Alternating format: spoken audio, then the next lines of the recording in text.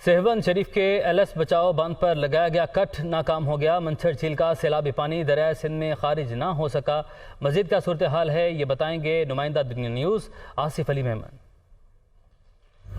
जी बिल्कुल, इस वक्त मैं सेवन के एलएस बचाव बंद पर मौजूद हूँ, जहां पर महकमा आपाशी की जानिब से 5 रोज पहले जो है एलएस बचाव बंद को कट देकर मंछर झील का जो सैलाबी पानी था वो दरिया सिंध में इखराज करने का सिलसिला शुरू किया जा चुका था। ताहम महकमा आपाशी की जानिब से ये गलत फैसला, गलत प्लानिंग की गई, जिसके बाद यहाँ इस कट से जो है इतना पानी का इखराज नहीं हो सका। जिसके बाद आज महकमा आपाशी की जानिब से ये फैसला किया गया कि इस कट को जो है वो मुकम्मल तौर पर बंद करके एलएस बचाव बंद को जो है वो इन रोड को बहाल किया जाए। जिसके बाद इस वक्त हैवी मशीनरी तलब करके इस कट को बंद करने का काम जो है वो शुरू किया जा चुका है।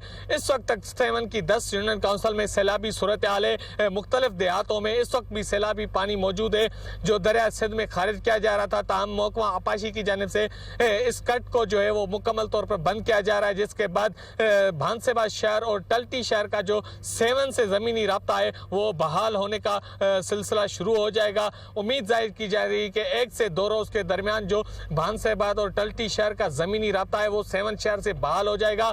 इस कट को जो है महकमा आपाशी के अमलदार जो है वो बंद कराने में मसरूफ है। इस वक्त हैवी मशीनरी यहाँ पर मौजूद है, हैवी मशीनरी यहाँ पर काम कर रही है और एलएस बचा बंद का जो इंडस हाईवे रोड है उसकी बहाली का काम जो है वो तेजी से जारी है। जी।